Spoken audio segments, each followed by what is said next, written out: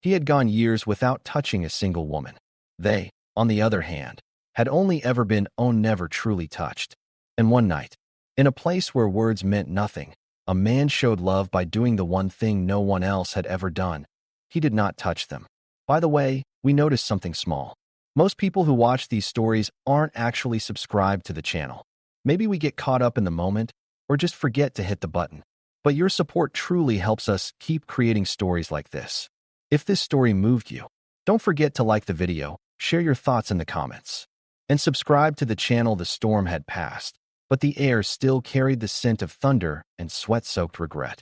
Inside the dim tavern lit by flickering oil lamps and hearts too proud to show hurt, silence stretched thick.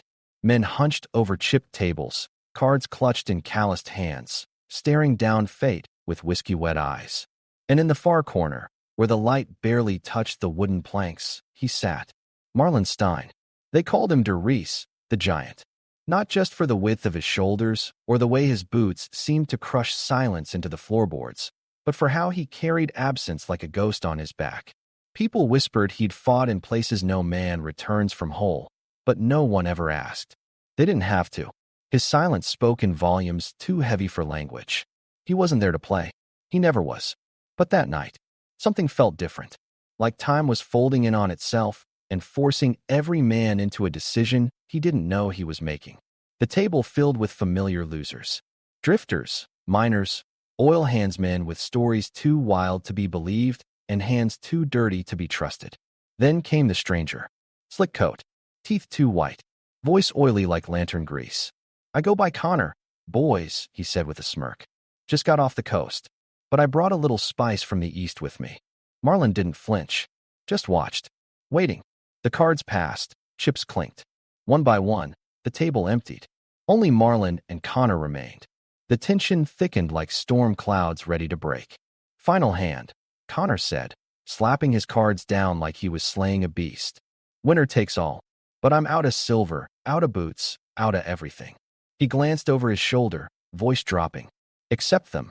From the shadows behind him, he pulled forward 3 girls. Young, barefoot, silent. Their eyes didn't speak, they screamed. Gasps swept the room, but no one moved. Not out of cruelty, but cowardice. The kind that lets evil thrive. Connor grinned. "Lost a mind back east. Owner threw these girls in the pot. Guess I'm passing the favor forward." Marlon's jaw twitched. Not rage, not shock, just that stillness. Like grief trying not to break the surface. The eldest girl stood tall despite the dust on her cheeks and the blood crusting her lip. Her name was Anna, but no one had spoken it kindly in months. Next to her, wide-eyed and shaking, was Lena, probably barely 20. The smallest, maybe 16, was Juna, and she stared straight at Marlon like he was either the devil or her last hope. "You can't wager people," someone finally muttered. "No one stopped me when I won him," Connor hissed. Marlon glanced down at his hand, then slowly, deliberately, laid it on the table. A full house. Connor cursed, eyes wild, and stormed out barefoot, humiliated, no glance back. And still, no one moved. Until Marlon stood. It felt like the entire saloon held its breath. He walked slowly to the girls. Didn't touch them. Didn't speak. Just removed his hat. Bowed his head once. "You owe me nothing," he said, voice gravel soft. "But you can come. I've got space. And a roof." Anna's brow furrowed. Juna looked like she wanted to punch him. Lena trembled. "You got names?" Marlon asked. Anna's lips moved, blood crackling. "Anna." "Lena," the second whispered. Juna stepped forward defiantly. "And I belong to no one." Marlon met her gaze. "No, miss. You don't." Without waiting, he turned and walked toward the exit. Outside, the rain had started again. He lifted a borrowed coat and draped it on the wagon. No words, just offering. The girls stood frozen. Then one by one, they followed. Inside the wagon, wrapped in silence, the wheels creaked forward into the dark. Marlon didn't look back at the saloon or the men who never stood. His voice carried once through the rain. "Not all things in this world can be fixed, but maybe some things shouldn't be left broken either." In the rear of the wagon, Anna's hand closed around her sister's. And for the first time in weeks, none of them cried. They didn't know where they were going, but they knew they were no longer being carried toward hell. Just maybe, toward something else. No one spoke until they reached Marlin's cabin. The rain fell like a thin curtain over the wooden wheels, but not even one of the girls suggested going inside. Because trust wasn't as easy to build as silence. The house stood on a small slope, in a clearing slightly shielded from the wind. Its exterior was gray not from lack of paint, but from weariness. Even the slant of the roof above the door looked like it was ashamed of drooping. But the windows were clean. The glass whispered that something inside was still alive. Marlin opened the door and stepped aside to let the girls in. He didn't give any orders, didn't show the way. Juno was the first to enter, almost defiantly. Then Lena. Then Anna. Quietly. Inside. It was silent, but not empty. A wood stove was still warm, maybe lit that morning. Half a loaf of bread sat on the table. A few books lined the shelves, some in German, some in English. One room held 3 beds. Simple. Hard. But spotless. The pillowcases smelled like soap. Marlin didn't come in. He just stepped onto the threshold. 3 beds. Take whichever. I'll stay in the barn, he said. Anna looked him over. Where are you taking us? Nowhere. This place is yours until you decide to leave. And after that, then it's your decision. I'm done deciding. As Marlin turned to go, Juno called out after him. Why'd you take us? Trying to show off? Trying to be a hero? He stopped, but didn't turn around. I just didn't want to be one of the ones who sat still. And he left. When night fell, the wind crept in through cracks in the door. Juno stayed awake until morning. Lena pulled the blanket up to her knees and just stared. Anna sat by the window. She saw Marlin lay out blankets in the barn, not for the animals, but for himself. How could a person be that comfortable with their own silence? In the morning, there were 3 metal cups and some warm bread wrapped in cloth sitting on the doorstep. A note was left next to them. Frying pans inside. Out of coffee. Going into town. Just one letter at the bottom. That day, the town was quiet. But eyes were talking. A man had taken in 3 strange girls. No one asked, but everyone thought they knew. On the hill across from the cabin, a man in a gray hat watched through binoculars. He took notes, then hit the road. Meanwhile, inside, Juno was angry. Why are we still here? What does this guy want from us? Since when do men treat people well, without some kind of plan? Anna didn't answer. She just threw another log into the stove, then walked to the window. She saw a mailman slide a letter into his pocket. Saw Marlin head to the barn, holding an old photograph. That night, when Marlin returned, he didn't come in. He just left a small box by the door. Lena opened it. Inside was an old music box. Rusty, but still working. This is mine, she whispered. A man in San Francisco bought it. Anna hushed her. Maybe he found it on purpose. Or maybe they're watching, Juno said. That night, a stone hit the door. No one went out. But the next morning, Marlin's footprints led through the mud to the barn. And someone had written one word in mud on the door. Give back. The next morning, the sky was gray, but quiet. The rain had stopped, leaving behind a heavy, earthy humidity. Even the birds chirped cautiously as if they were about to whisper something no one wanted to hear. Marlin had woken up early. He hadn't made his bed because he hadn't slept that night. He didn't erase the word give back written on the door. On the contrary, he answered it with a line he drew underneath. He didn't threaten, didn't defend. He just stood there, with his presence. Inside, the girls were quiet. Lena had curled up in a corner, sewing. Juno kept staring out the window, treating every shadow like an enemy. But Anna was different. Her silence felt like the calm before a storm. She was sitting still, but her mind was running. They're coming, Anna said quietly. Who? Lena asked with a shaky voice. The ones who sold us. Or the ones who want to buy us. Whatever they are. Juno leaned forward. Then why are we still here? Let's leave. In the dark. Quietly. So Marlin doesn't get hurt. But Anna shook her head. Running won't save us. The ones chasing us don't move with footsteps, they move with money. Just then, the front door slowly opened. Marlin didn't come in. He handed over a package placed on the threshold. There was another note on it. I heard a sound outside of town today. Not a horseshoe. Lighter.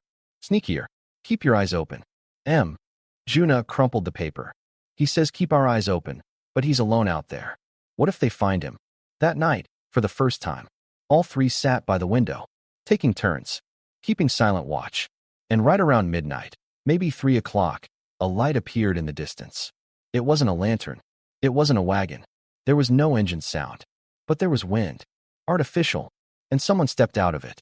Pitch-black suit, leaning on a cane, but walked fine. When he took off his hat, the deep scar running down his forehead cut through the night's silence. He didn't say his name. He just knocked on the door with his cane. Thud, thud, thud. Marlon came to the door. He held no weapon and no fear. The man smiled. You remember me from the past. Marlon answered without frowning. The past fades. Faces remain, but intentions don't. The man struck his cane on the ground. I just came to take what's mine. What I lost at the table. Watching from the window, Anna suddenly couldn't breathe. That's the man who signed the papers on us, she said. Marlon lowered his head. No one here belongs to you, he said quietly. The man laughed. Mocking. Poisonous. Oh, Marlon, you've always chased justice. But some things are measured in money. I've got documents. I've got witnesses. These girls are my property. That word property burned inside Juna. Marlon slowly stepped back. Not to surrender. To reach for the old rifle hanging by the door. He didn't show the rifle. He just raised his voice. If you come up this hill again, you'll be buried before the wheat even sprouts. The man narrowed his eyes. You can't stop me. Because the system's on my side. Marlon said nothing. But out of the darkness, another footstep was heard. This time, the sound of a horseshoe was clear. Someone else was coming down the hill. Then another. By the time the third man appeared, the cane man's smile had faded. Because the ones coming were Marlon's brothers. And nothing they did in the past was innocent. But this time, they weren't on the side of guilt they were here to protect. Anna stepped a little closer to the window. Her eyes sparkled this time not with fear, but with surprise. This might still be our story being written, she whispered. And that night, for the first time, Marlon came inside, without setting down his rifle, but with his eyes on the girls. This isn't war, he said. But it's not a peace that silence will win anymore either. The morning sun made the dust on the window glass look like gold. Slowly but surely, a new day was beginning. In a life everyone else had forgotten but one they were forced to remember. Marlon's cabin was no longer a quiet harbor. It had become the epicenter of a storm about to begin. The man Connor had brought was still standing in front of the barn. He still hadn't said his name. But Juna recognized his eyes. She had once heard him speaking with bracelets in his hands at a small harbor. If you want to be somebody in this country, he had said, you have to own something first. Now he was looking with those same eyes. But Juna wasn't staying quiet anymore. We were never yours. And we never will be. The man smirked and walked away but left a letter behind. Inside was a court summons. A case had been filed for unlawful detainment of 3 individuals. Anna slowly folded the letter. So what are we now evidence? Marlon shook his head. You're free for the first time in years. But some people just can't handle that. At that moment, 2 more men walked in. Marlon's brothers, Walter and Ben Stein. Walter was older, quiet, sharp. He dragged his left foot when he walked. No one asked why, because no one really wanted the answer. Ben was younger, but his eyes carried the weight of years.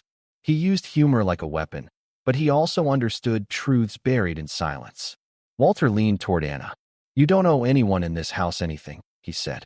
But we've owed a lot for years. Marlon paid it all. We just watched. Now it's our turn. That night, for the first time, the table was set for 6 instead of 4. Maybe the food wasn't great, but it was healing. There were no jokes, no laughter. But for the first time, when one person passed bread to another, their eyes met. And in those eyes, there was no desire, no fear. Only respect. At the end of the meal, Lena spoke. I want to stay here. But I want my own room.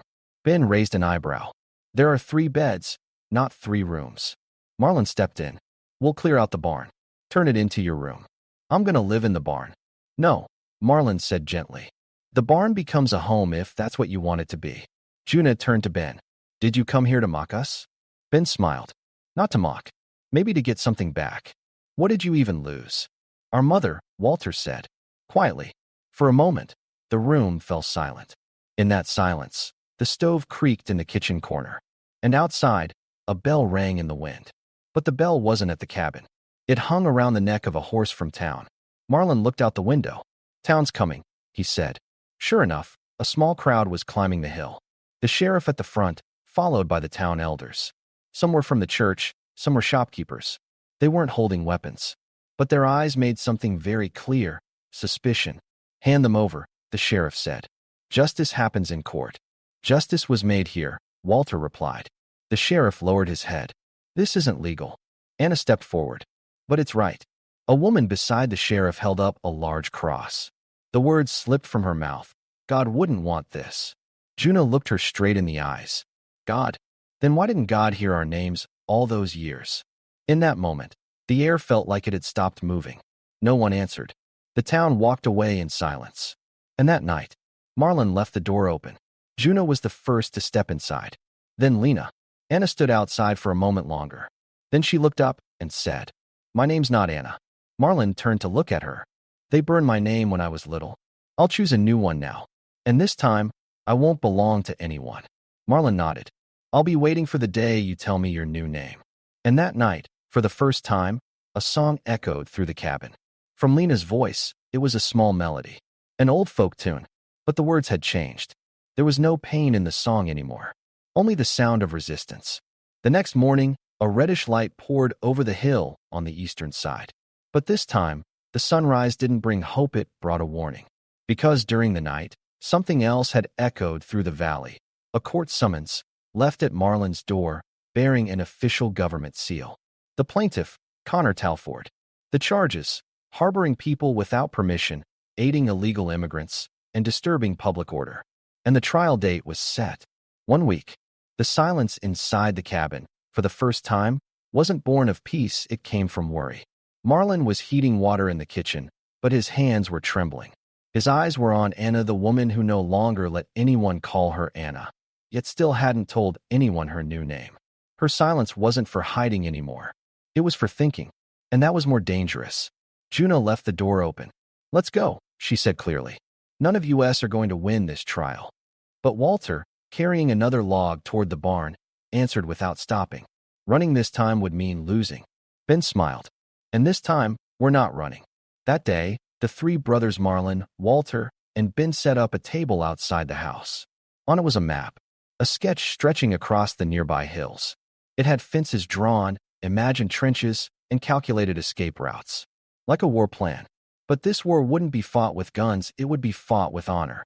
While Lena sat in the kitchen, she quietly opened a file. Inside were old photos, rusted document copies, and a letter from her childhood. She held back her tears.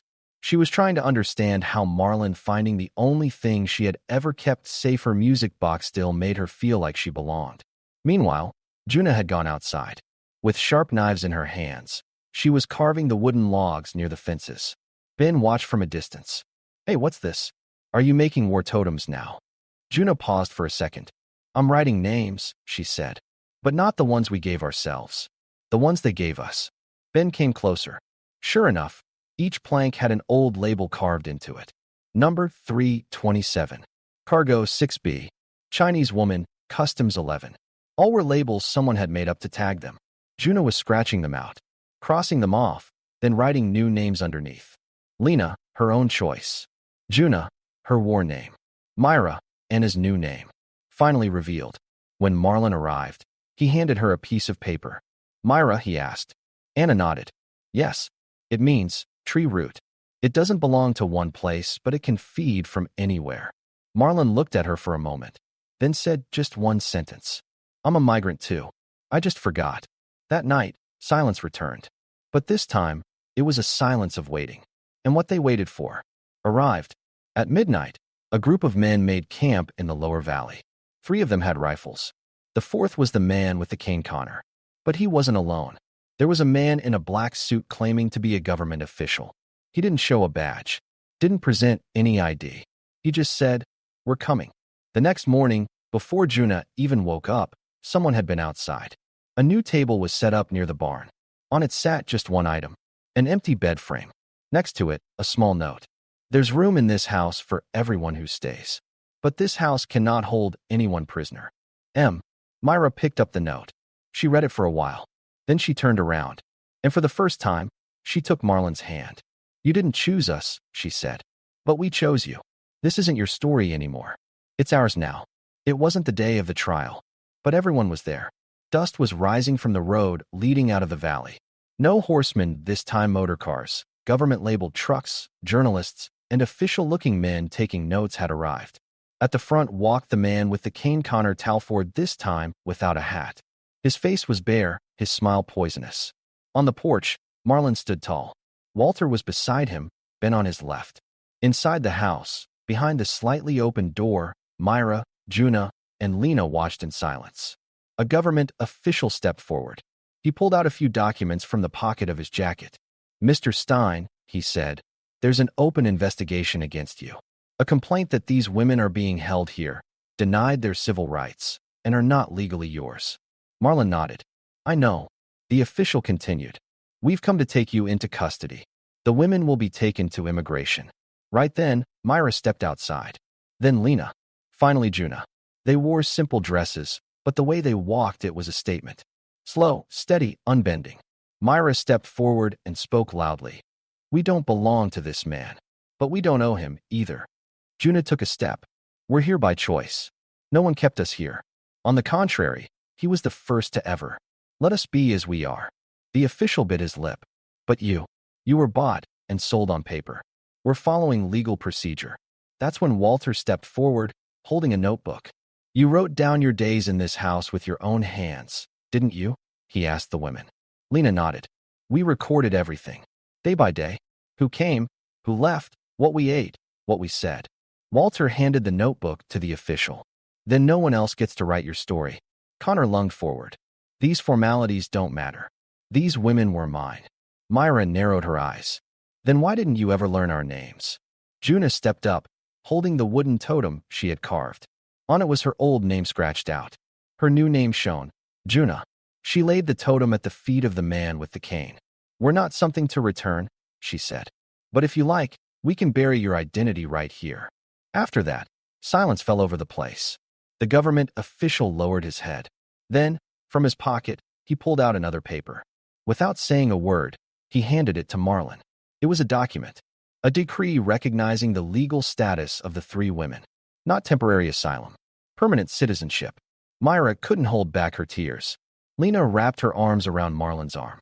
Juna turned to Ben and whispered, "This feels like winning." Connor turned his back. But as he walked away, he was no longer a man with a cane, he was a shadow. He left without a single trace. That evening, dinner was prepared on the house's porch. This time the table wasn't set for 4. It was set for 9. 3 men, 3 women, and 3 more chairs, for names that hadn't arrived yet but were believed to be coming. Myra came to stand beside Marlon. "Today, for the first time, I carried my name and no one tried to steal it." Marlon took her hand. "Today, for the first time, I forgave my own name." Inside, Lena hung a new board in the kitchen. "This will be a school. We'll name it ourselves."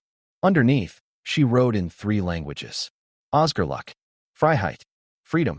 Juna tried playing guitar on the porch. It sounded bad, but it was full of laughter. And when the stars came out that night, the 3 women carved their names into a tree. Myra, Lena, Juna. And beneath it, one sentence. "We didn't belong to him, but he never treated us like we did. That's why we stayed." We're just a few steps away from reaching our first 1,500 subscribers, our growing family. From the bottom of our hearts, thank you to everyone who's brought us this far. With your support, we grow stronger with every story. If you haven't subscribed yet, now is the perfect time.